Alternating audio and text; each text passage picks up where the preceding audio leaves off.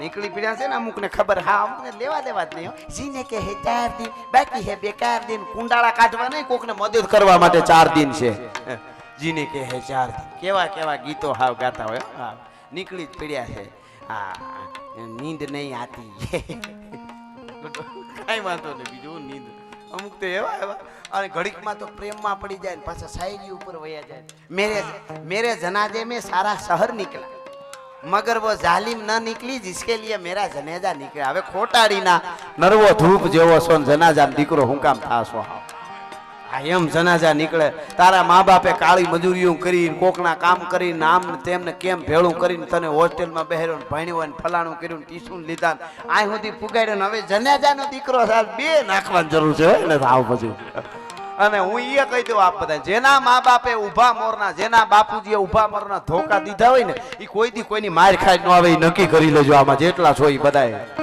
હા બાકી મેલ્યું દેખ્યું લ્યું માર ખાઈને આવશે ડોહો, મારું દુખું લ્યું ને પંપાળવું નહીં બહુ. હા અટાણે છોકરાને એવા પોચા પોચા કરી દીધા, એને દોડવા દો, લીમડે સડાવો, પછાડો, મજબૂત થવા જોઈએ. હા આપણા દાદાઓ એવા હતા, એનો ધબા એવા પડતા, દાદીઓ એવા હતા. માતાઓ બહેનોને કહું અને યુવાનોને કહું તો કોઈ બાપા 80 વર્ષના તમારા આડો પાડવામાં તેની પાસે સાંજે 15 મિનિટ બેસજો. દીકરીઓને કહું 15 વર્ષની દીકરી થાય ત્યાંથી 20 વર્ષની થાય લગ્ન થાય ત્યાં સુધીમાં આજુબાજુમાં કોઈ માજી 90 વર્ષના 80 વર્ષના 70 વર્ષના હોય ને 15 મિનિટ એની પાસે બેહવા જાયજો. ખાલી એટલું કહેવાનું જૂની વાતો કરો, બીજું કાંઈ નહીં. ઈ તમે છેલ્લા 5 વર્ષ ઈ વાતો સાંભળી છે. જીવનમાં આગળ જતા કોક દીક તમને એવો જીવનનો વળાંક આવે હારે જતા દીકરીઓને, તેથી યુનિવર્સિટીનું જ્ઞાન તમને બહાર કાઢે નહીં. આ ડોહીની કીધેલી વાતો તમને બહાર કાઢશે, અહીંથી ગેરંટી આપું છું. ભલા માણસ એને 70 80 સોમાહા કાઢ્યા છે સમાજની, એને ખબર હોય છે. ભણવું બહુ જરૂરી, યુનિવર્સિટીમાં ભણવું જરૂરી, ઇંગ્લિશ મીડિયમ જરૂરી, પણ કોઠા હુજની વસ્તુ આખી જુદી છે. એ જે હશે ને એ તમને આર પાર ઉતારી દે, ગમે ત્યાં લઈ જાય. મરવાના અત્યારે એવા દાખલા બને. આ પીડા છે સમાજની. બાળકો સુસાઇડ કરી જાય, નપાસ થાય તો સુસાઇડ, પ્રેમમાં નિષ્ફળ થઈ ગયા સુસાઇડ કરી ગયા. જનાજા નીકળ્યા, જનાજાનો દીકરો સામા. એટલે થબા નાખતા હોય મરશે નહીં. તમે જોઈજો ગામડા અમે નાના હતા તે અમારે શું બી અટાણે માવતરને શું બી ખબર, દીકરી દીકરો સુસાઇડ કરી જાય છે, એને કઈ કહેવાય નહીં, નપાસ થશે તો મારે એને ઈ બીક કે સુસાઇડ. અમારે નાના હતા તો અમારે હતું, પણ અમારે શું હતું ખબર, બાપા મારી નાખ્યો. હવે આ ઊંધું થઈ ગયું, અમને એવું હતું બાપા મારી નાખે. હા પણ એ મજા હતી. હા એટલે અત્યારે ટેકનોલોજી આ 21મી સદી યુગની આરે જોડાવવું જરૂરી છે. તમે વાવણી કરવા જાઓ, હવે આ બાજુ શું કહેતા હોય ખબર નહીં, થોડી પ્રાંત બદલે, મેં કીધું ભાષા બદલે. સૌરાષ્ટ્રમાં અમારે પાટલા હોય ને, પાટલા એમાં હારમાં ઊભા હોય એને બધા એને છોડ કહેવાય, પાટલામાં ઉગે એને અરોડા કહેવાય. એ અરોડાને છે ને પછી ઓલો ઊંધિયું મારીને પાડી નાખવામાં આવે. એમ સમાજની સાથે સમયની સાથે જો હારમાં ન ઉગી ને તો સમાજ પાડી દે. એટલે ઇંગ્લિશ શીખજો, આગળ વધજો, દુનિયાના હારે કનેક્ટ રહેવા માટે આ બધું કરજો. પણ આપણી કોઠા હુજ ને આપણી ગામડાની ભાષા ને આપણું જે બહારની જે આખી આ પ્રકૃતિના અસ્તિત્વ જે જ્ઞાન આપે એ જ્ઞાનથી છેટા કોન્ક્રીટના જંગલના ખાલી જ્ઞાન હશે તમે ક્યાંય નહીં હાલો, એ નક્કી કરી લેજો. નકરી ડિગ્રીઓ એટલે આ બધું આપણી પાઘડીઓ હવે છેલી રહી છે. આપણા ડોહિયું છેલા રહ્યા મને એમ લાગે. એ પાઘડીઓ ને એ વ્રત આજના જે ડોહિયુંના જ્ઞાન છે ને એ વયા જાય તો આપણે અફસોસ થાય, બહુ મોડું થઈ જાય તો ખબર પડશે કે એમણે જે આપ્યું છે અસ્તિત્વને. ભારત અખંડ ભારત ત્યારે હતો, ભારતની પાસે દુનિયા હીખતી. આજ પણ કહું છું મારા પ્રોગ્રામમાં, દુનિયાના દેશોને લુગડા કેમ પહેરવા એ ખબર નહોતી, તેથી મારા ભારતમાં સાધુની યુનિવર્સિટીઓ હાલતી હતી. ભારતની ધરતી છે ભલા માણસ. અને ઈ ફોર્મ માટે આ સુરવીરોના ફોટા છે ને એને બલિદાનો આપ્યા છે, એમને નથી આપ્યા. કેવા કેવા સુરવીરો આપણને ખબર નથી. કરતારસિંહ સરાબા, જેના ભગતસિંહ અને દુર્ગા ભાભી, ચંદ્રશેખર આઝાદ, અશફાકુલ્લા ખાન, રામપ્રસાદ બિસ્મિલ, આ બધાય જ્યારે પ્રતિજ્ઞા લીધી હતી કે લાલા લજપતરાયનો બદલો લેવો, ભારતને આઝાદ કરવો, ત્યારે પ્રતિજ્ઞા માટે એને શું કર્યું હતું? ત્યારે અનાવરણ કર્યું હતું ફોટાનું, તસવીરનું. કરતારસિંહ સરાબાની તસવીરનું અનાવરણ કર્યું. અને અનાવરણ કરતી વખતે રંગ નહોતો, ખાદીનું કપડું લઈ આવ્યા હતા દુર્ગા ભાભી. અને કપડું નહોતું તો દુર્ગા ભાભીનો પોતાના બોલેલા શબ્દો હું તમને કહું છું, એનું રેકોર્ડ છે શબ્દો દિલ્હી રેડિયોમાં. એમાં બોલેલા કે હમ સબને, અમે બધાય, ભગતસિંહ મેં અને જેટલા બધા એ બધા ક્રાંતિકારીઓની જે આખું ટોળું હતું એમનું, એ ક્રાંતિકારીઓએ બધાએ બ્લેડ લઈ અને પોતાના અંગૂઠામાં ચેકા મારીને એના લોહી કાઢીને એના રંગી કપડું પછી કરતારસિંહ સરાબાના જેને કહેવાય એનું કપડું રહી ગયું હતું. આવી રીતે આઝાદી ને કે રંગ ચંદન લાગી ગોપાલ તું ન લાગે, મારી નાખે કોઈ વૈયા જાય મારી. અંદરથી જ્યારે દાજ હાચી જાગે દેશ માટેની, રાષ્ટ્ર માટેની, અને દેશ રાષ્ટ્રની દાજ છે એની હારે જ આપણે રહેવું.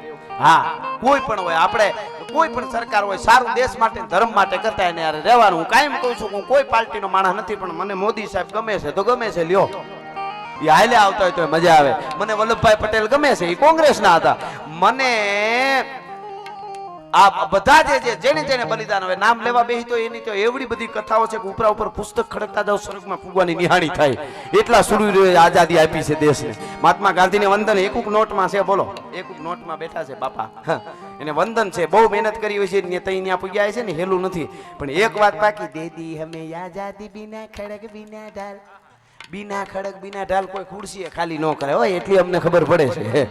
ગાંધીજીને તો કરોડો વંદન કરું છું, પણ કેટલાય નવલોયા યુવાનોએ લોહી રેડ્યા છે ને, ઇન્કલાબ જિંદાબાદ કરી અને જ્યારે ફાંસીએ સડી ગયા છે ને આજ સુધી શહીદી ઓરતા આવે છે ને, આ વીરા આ શહીદોનો પરિવાર અહીંયા બેઠો છે, એવા કેટલાય પરિવાર વીર ભોગવે છે પોતાના લાડ કવાયાઓનો, કોઈના પોતાના ચૂડલાનો પતિનો, કોઈ દીકરાનો, કોઈ ભાઈનો, કોઈની રાખડીઓ ખોવાઈ ગઈ.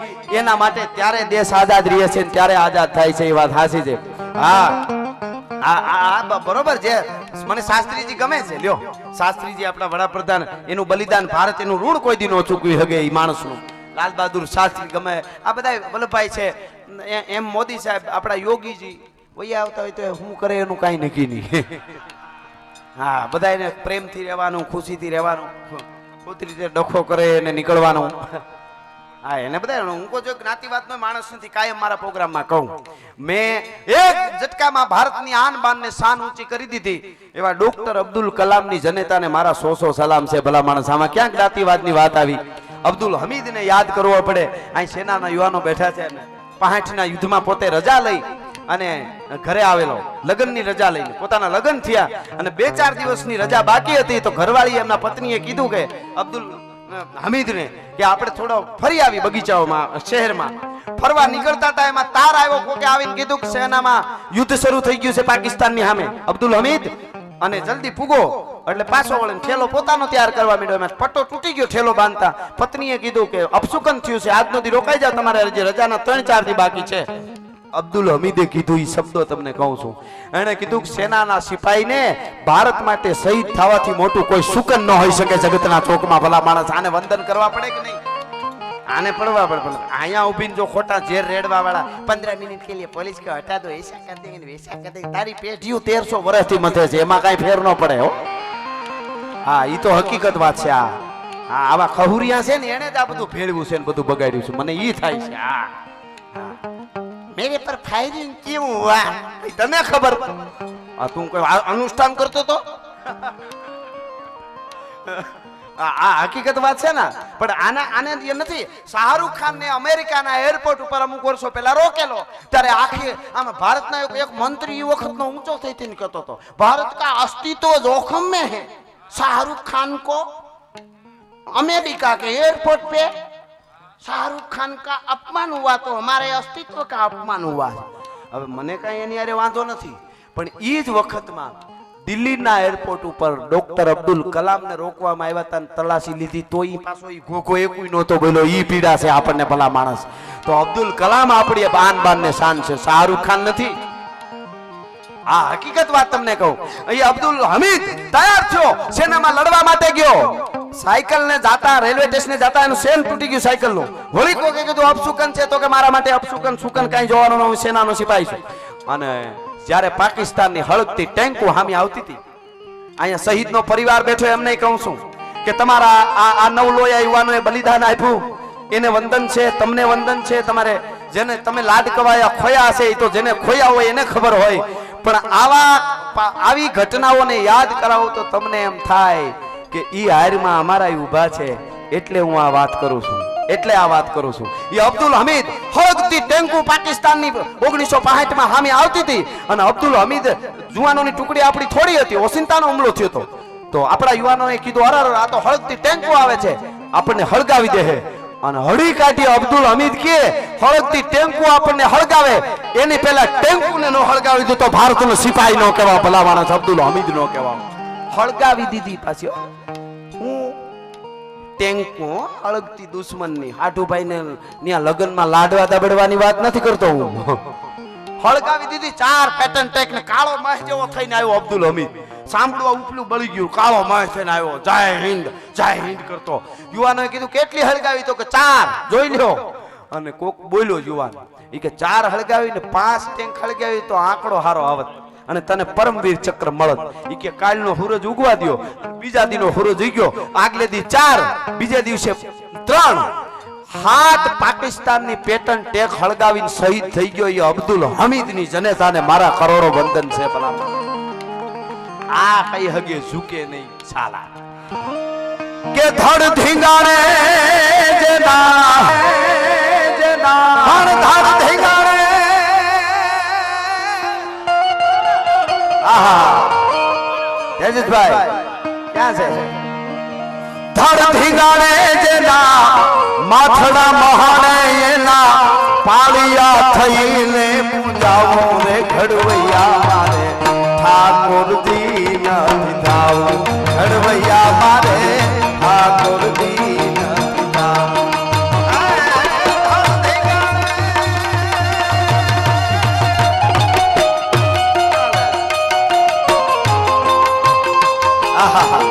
જય હો જય હો જય હિન્દ. આ રિટાયર આર્મી મેન છે, એનાથી રહેવાનું હો ભાઈ.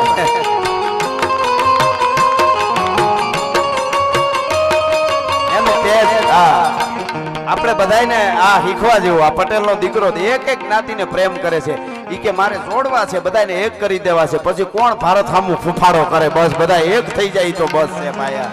હા ગોમતીજી કે બોલી જમુનાજી ના મારે નીર ગંગા નથી નાવો. ઘડવૈયા મારે નીર ગંગા નથી નાવો.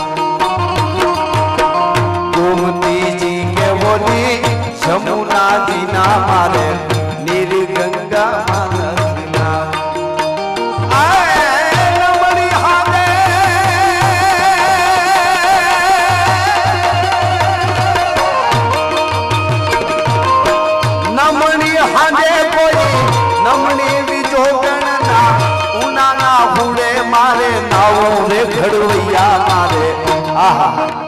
હવે તમે જુઓ, નમણી હાજે દાદ બાપુ કહે છે.